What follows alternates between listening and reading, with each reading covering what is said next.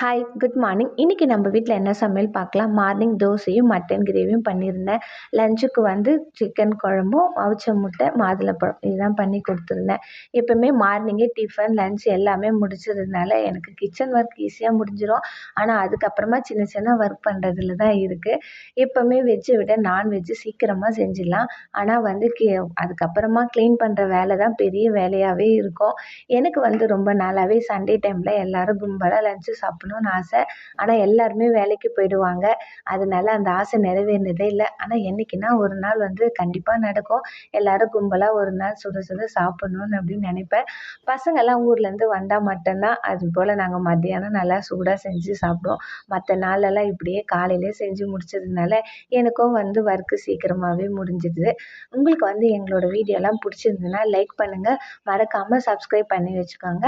நாளைக்கு வந்து நம்ம இன்னொரு வீடியோல பார்க்கலாம். பாய்.